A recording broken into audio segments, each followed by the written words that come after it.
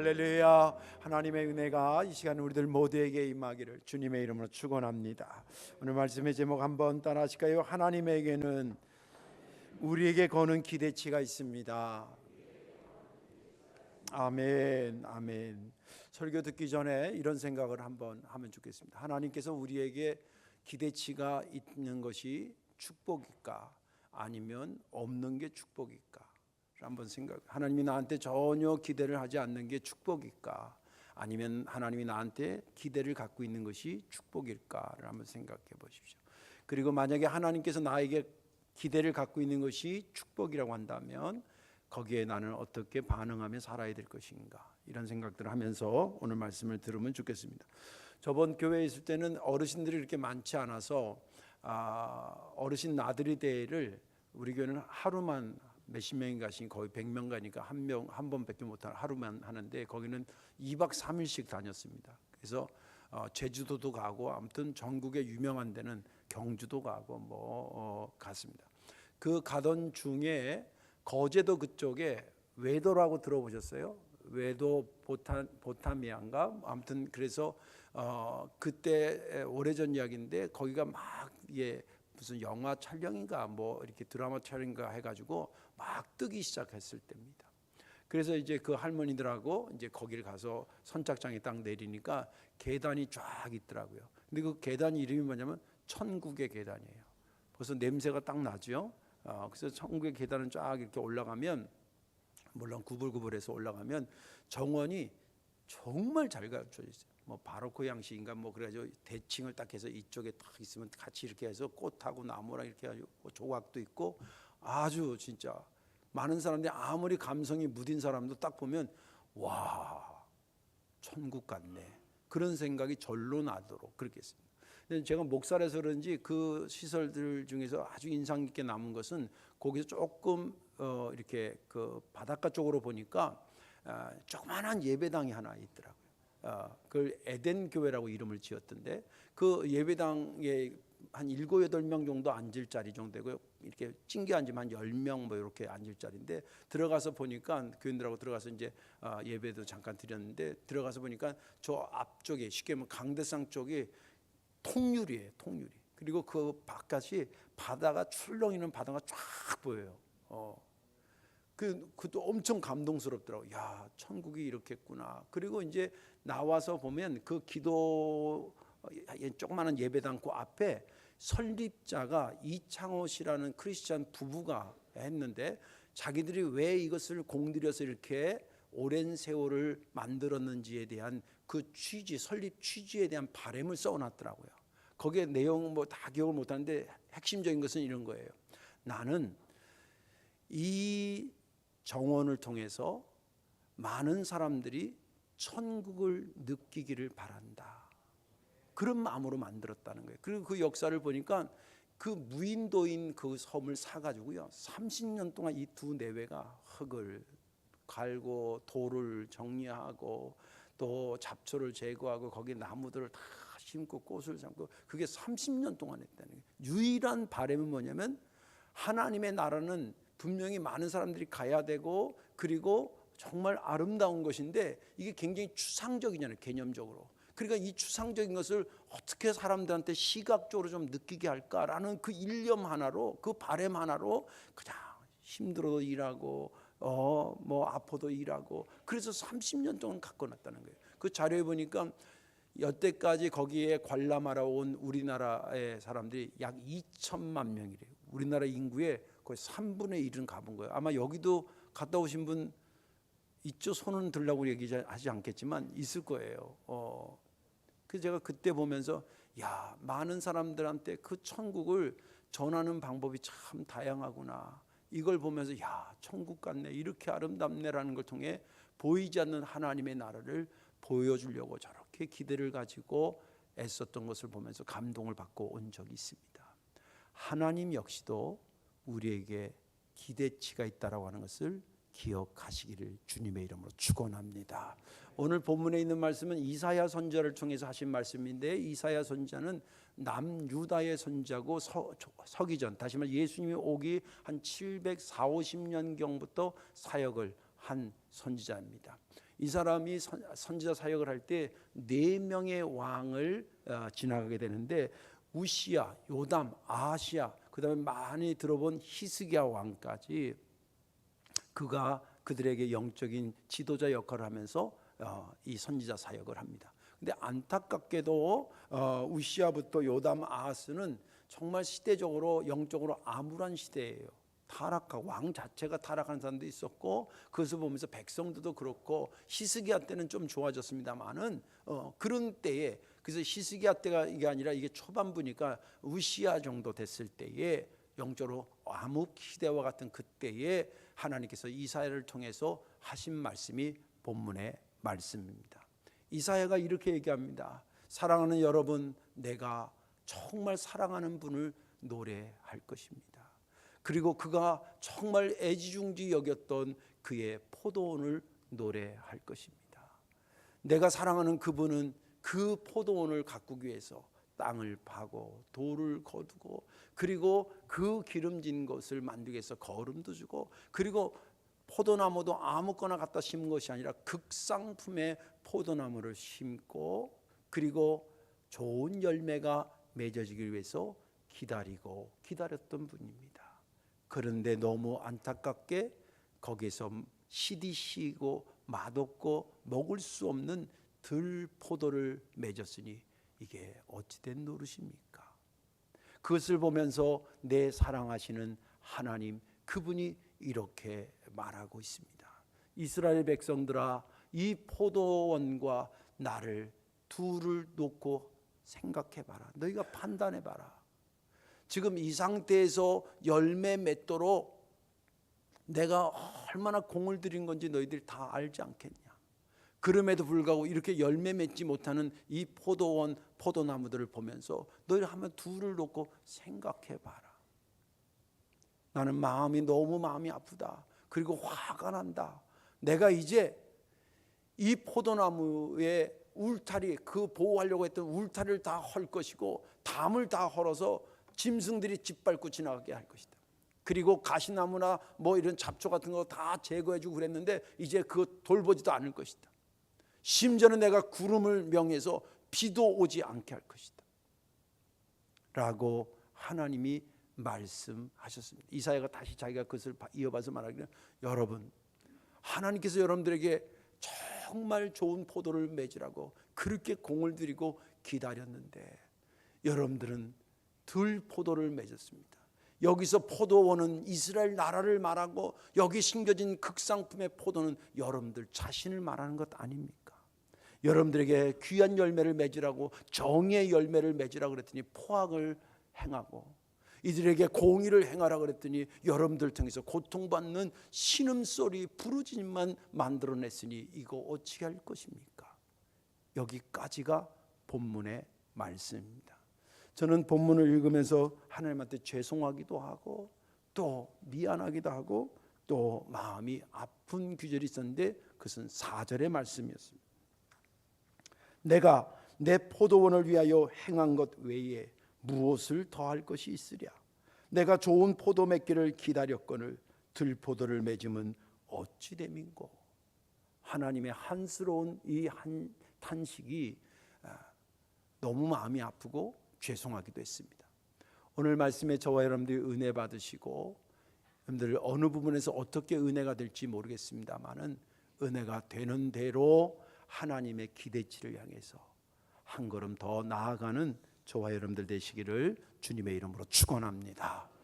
하나님이 우리에게 기대하신다라고 하는 의미가 그럼 뭐냐? 그 첫째는 나는 너에게 최선을 다했다, 그런 의미입니다.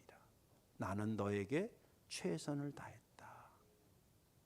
성경에는요, 하나님이 기본적으로 하나님의 백성들에게 또 하나님의 백성이 아닌 하나님의 형상으로 만든 모든 인간들에게 정말 최선을 다한다고 하는 것이 여러 곳에서 나와요. 여러 곳 다 소개하지 못할 정도로. 오늘 몇 가지만 소개하려고 할 건데 아무튼 한번 들어보시면서 하나님이 얼마나 하나님의 백성에 대해서 최선을 다하시고 있는가라고 하는 것을 먼저 보셔야 됩니다. 2절을 보겠습니다.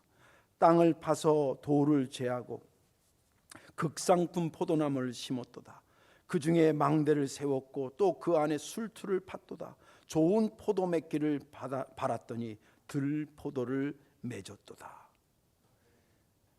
여러분들 연상을 해보세요. 농부가 지금 포도 농부가 농장을 만드는 거예요. 그러다 보니까 잘 심어서 며칠인데 흙이 있으니까 흙도 좀 정리하고, 돌이 있으면 안 되니까 돌도 다 하고, 거름도 필요하니까 거름도 넣고, 이제 거기에 종자도 극상품 그냥 아무 종자나 갖다 심은 게 아니라 정말 좋은 종자의 포도나무도 심고, 그거 혹시 누가 또 허물러 올까 하고 지키기 위해서 망대도 이렇게 세워놓고, 그리고 이제 이게 다 맺히면 이제 이 포도주 만드는 술틀까지 다 완벽하게 부지런히 그 농부의 이마에서 뚝뚝뚝 땀이 떨어지면서 그 일을 부지런히 하는 것을 한번 연상해 보십시오.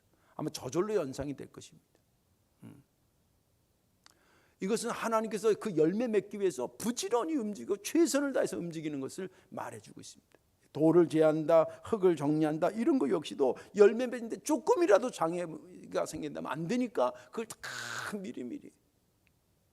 또 극상품의 포도를 심었다라는 의미는 뭐냐면, 이스라엘 백성들이 출애굽해가지고 시내산 언약이라고 그러거든요. 약속입니다. 그리고 모세의 언약 뭐 이런 얘기를 하는데, 거기에 핵심은 뭐냐면 이제 내가 너의 아버지가 된다는 거예요. 나는 너의 아버지가 되고 너는 내 백성이 되리라. 할렐루야. 여러분들, 이스라엘 백성들이 가장 브랜드가 올라갈 때가 언제인 줄 아세요? 언제였는지 아세요? 하나님이 그의 아버지가 되신 겁니다. 여러분들이 그래도 요 정도 살 수 있고, 요 정도 은혜 누리고, 요 정도 살 수 있는 거, 여러분들이 최고치라고 볼 때 여러분들이 이렇게 최고의 인물이 된 것은 하나님이 여러분들의 아버지가 되는 순간부터였습니다. 제품만 브랜드화 시키는 게 아니라 나를 브랜드화 시키는데, 나를 브랜드화 시키는 게 내 개발만이 아니라 나의 아버지가 누구냐? 하나님이시다. 내가 너의 아버지가 돼서 너를 그렇게 만들어 놨다는 거예요. 극상품이 되게 하셨다는 거예요. 이걸 종합해 보면 얼마나 최선을 다해서 이스라엘 백성들에게 열매 맺기 위해서 하셨는지를 알게 됩니다. 또 하나님께서 최선을 다해서 그들을 돌보신다는 표현을 뭐로 표현하냐면 여호와의 열심이라는 말로도 표현하고 있습니다. 이사야 37장, 오늘 여기 읽지는 않았으면 뒤로 쭉 가면 37장이 나오는데, 37장 32절에 이렇게 기록돼요. 이는 남은 자가 예루살렘에서 나오며 피하는 자가 시온산에서 나올 것입니다. 만군의 뭐가요?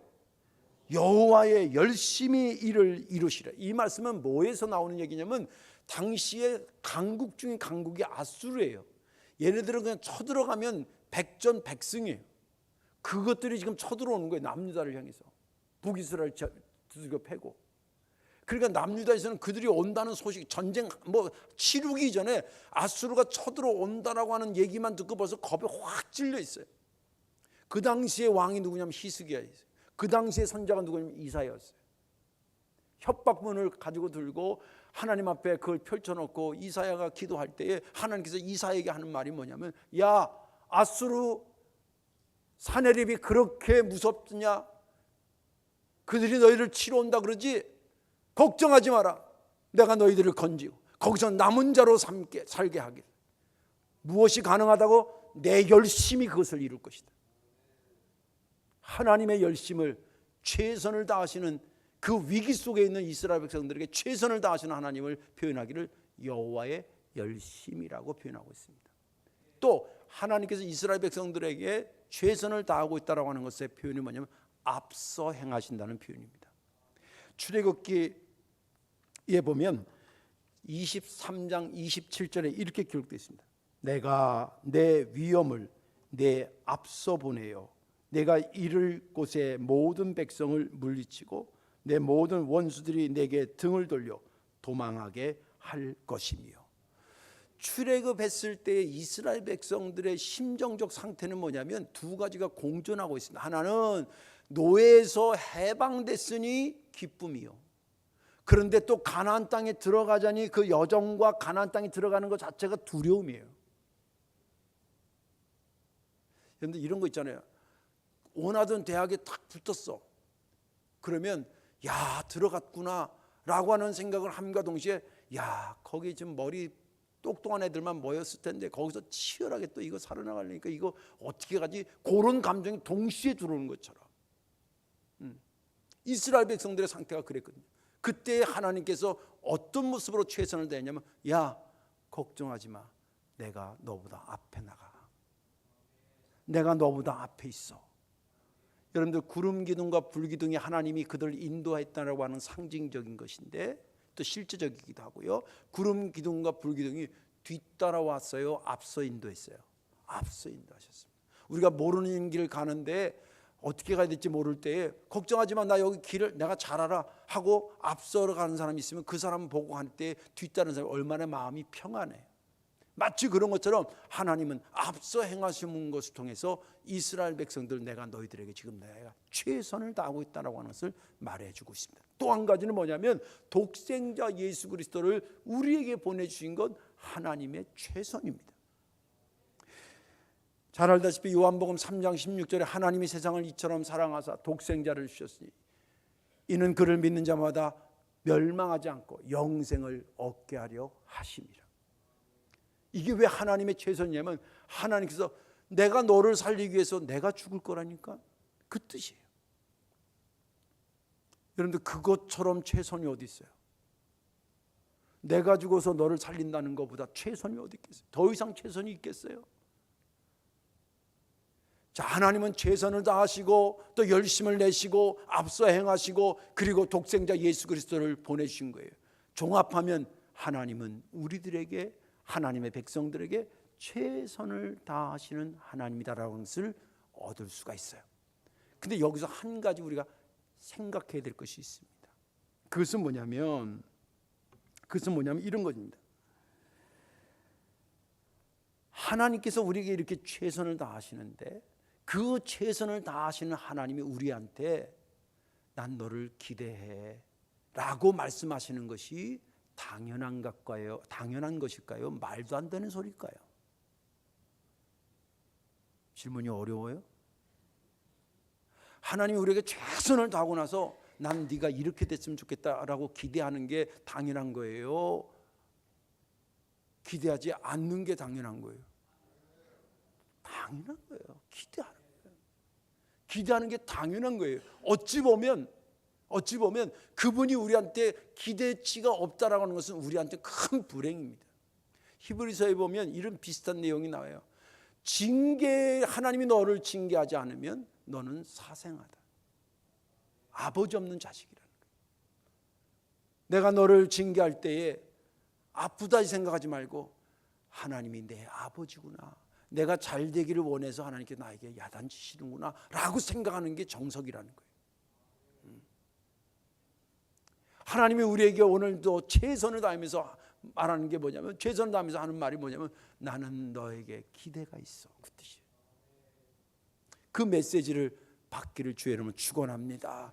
이 말씀을 듣고 나를 위해서 최선을 다하시는 주님을 생각하면서 그 기대치에 다가가도록, 내가 기도면 기도, 믿으면 믿음, 뭐 어떤 것이면 어떤 것이 주님의 기대치에 한 걸음 한 걸음 다가가시는 용기와 믿음이 있기를 주님의 이름으로 축원합니다. 두 번째는 뭐냐면, 하나님이 우리에게 기대하신다라고 하는 의미는 뭐냐면, 나는 너를 포기할 수 없어, 그 뜻입니다. 나는 너를 포기할 수 없어. 하나님께서 극상품 포도를 맺으라 그랬더니 먹지도 못하는 들포도를 맺었어요. 화가 나셨어요. 그래서 5절 6절에 요약하면 아까도 얘기한 것처럼 너희들 울타리 내가 다 헐어버릴 거라는 거예요.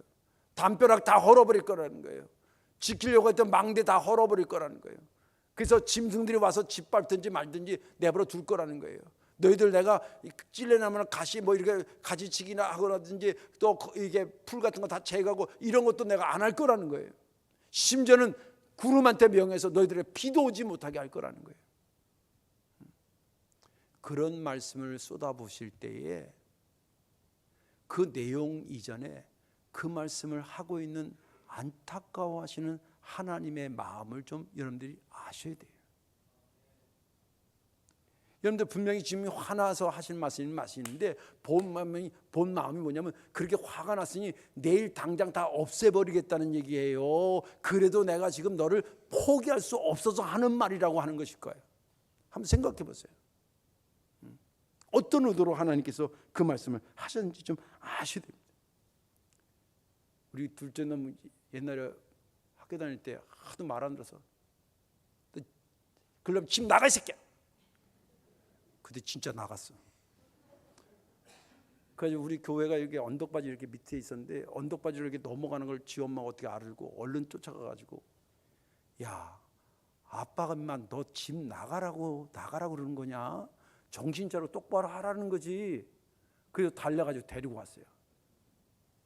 그래서 지금 그 정도가 됐어요. 아버지가 나가라고 그래서 나가라는 거예요? 네? 잘 되라고 하는 거지. 정신 차리고 잘 되라는 거지. 네? 하나님께서 지금 막 다 부서뜨린다고 막 울타리 부서뜨리고 너희들 걸음도 안 주고 막 짓밟기 한다고 하니까 그게 하고 싶어서 지금 하는 말이요. 나는 너를 포기할 수 없다는 거예요. 그걸 어떻게 목사님 그렇게 해석합니까? 그 다음 장으로 나면 금방 들통이 나요. 이 5장이 끝나고 5장 지금 본문 7절만 읽겠습니다. 8절부터 쭉 나오는 얘기가 계속 혼내겠다는 거예요. 야단친다는 내용이 쭉 나온 다음에 그리고 6장이 돼요. 6장에 하나님께서 조용히 이사야를 불러요. 그리고 당신의 고민을 끊어내요. 그 내용이 이사야 6장 8절의 내용이에요. 이렇게 기록되어 있습니다. 내가 또 주의 목소리를 들으니 주께서 이르시되 내가 누구를 보내며 누가 우리를 위하여 갈고 하시니 그때 내가 이르되 내가 여기 있나이다 나를 보내소서 하였더니. 지금 조금 전에 이 사람 누구한테 보내냐면 조금 전에 막 야단쳐 니네 그 들포도 맞아서 다 없앨 거야 라고 얘기하셨던 그 하나님이 그 얘기가 끝나고 돌아서서는 이사를 불러가지고 야 쟤네들 그렇다고 다 없앨 수 있겠니? 난 포기 못해. 저기한테 누가 하나 가서 저들을 설득하고 또 권면하고 야단칠 건 야단친 거 해서 다시 돌아오게 해야 될 텐데 누구 보내면 좋겠니? 그 얘기예요. 근데 너무 감사하게 이사야가 주님 부족하지만 그럼 제가 갈게요. 그 얘기예요. 우리가 이해가 안 돼. 조금 전에 그렇게 막 호통치고 야단쳤던 뭐 불과 몇 절 앞에잖아요. 5장 6장이니까 바로 붙어 있잖아요. 그 앞에 그렇게 야단쳤으면 그냥 그 자리에서 그냥 다리가 부러뜨리든지 확 하든지 그랬으면 좋겠는데 하나님 안 그래요.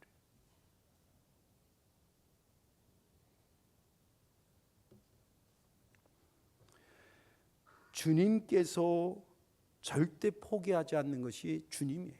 우리가 이해가 안 돼도 그게 주님이에요. 하나님의 사랑 우리가 이해 못해도 하나님은 사랑의 하나님이에요. 할렐루야. 그래서 포기하지 못한다는 거예요. 그런데 여기서 우리가 또 놓쳐서는 안 되는 굉장히 중요한 생각이 있습니다.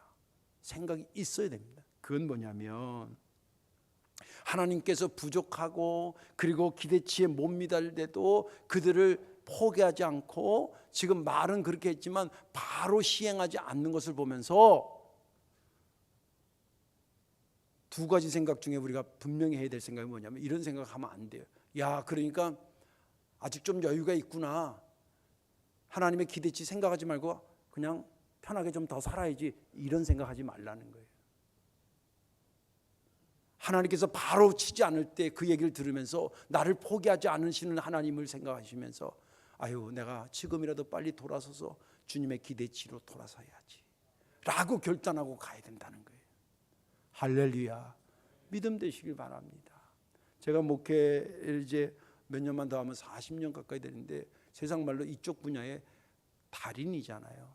여러 사람들을 만나고 여러 사람을 봤고요. 여러 경우들을 봤어요. 근데 미련한 사람 중에 미련한 사람이 있어요. 어떤 사람이냐면 잘 들으세요. 하나님의 인내를 시험하지 말아야 돼요. 곁길로 가면서 하나님이 언제까지 참아주실까? 오늘까지인가 했는데 아무 일이 없어. 주일날 빼먹으면 혼난다는 거 알고 주일을 빼먹어서 한 주간이 불안했어. 월요일도 불안하고 화요일도 불안하고 수요일도 불안했는데 토요일쯤 됐는데 이번 주에 아무 일이 없는 거야. 와, 이거 봐라. 그리고 이제 또 뭐 하다가 또 주일 빼먹었어. 한 주간이 불안해서 월요일날, 화요일날, 수요일날, 금요일날, 토요일까지 아무 일이 없어. 이거 봐라. 그러다 어떤 일이 있어. 이번에도 아마 별일 없겠지. 그러지 말라 이 말이에요. 그러다 뒤지게 얻어맞는 수가 있어요. 저도 하나님한테 혼난 적이 있어 그런 거예요. 하나님의 인내를 시험하지 마십시오. 이건 제 말이 아니라 성경에 나오는 말이에요. 신명기 6장 16절에 이렇게 있어요. 너희가 마사에서 시험한 것 같이 너희의 하나님 여호와를 시험하지 말라. 하나님의 인내를 시험하지 마십시오. 언제까지 참아주실까? 한번 시험해볼까? 이러지만 이게 미루는 사람 중에 미루는. 하나님께서 지금 혼낼 거라고 얘기하고 그리고 뒤돌아서서 이사를 불러가지고 야 이거 참 걱정이다. 이거 어떻게 누구 보내냐 라는 얘기를 우리가 설교로 들었다고 그래서 하나님의 기대치 안 해도 금방 안 혼나는구나. 그러니까 좀 여유가 있구나. 뭐 잊어버리고 살자. 뭐 올 때 오겠지. 뭐 그러지 말라는 거예요. 그러지 말라는 거예요. 하나님이 우리를 포기하지 못하니까 우리를 기대하시고 우리를 지금도 참아주시는데 그 참아주신 것을 역용하면 안 된다는 거예요. 그 얘기를 하시는 겁니다. 하나님께서는 지금도 우리 곁에 계셔서 우리에 대해서 포기하지 아니하시면서 나는 너를 기대하고 있어. 또 기대하시면서 하는 말이 내가 기대하는 게 너희가 좀 부담스럽니? 그러나 나는 그 말이 너를 포기할 수 없다는 말과 같아. 그런 말씀으로 우리에게 다가오시는 겁니다. 들을 귀 있기를 주님의 이름으로 축원합니다. 이제 말씀을 정리하겠습니다. 지금 우리는 예수님의 십자가를 생각하면서 사순절을 걷고 있습니다. 이 사순절은 예수님을 위해서 만들어진 것이 아니라 사실은 우리를 위해서 만들어진 거예요. 이 사순절 동안에 깊이 묵상하는 것은 크게 두 가지입니다.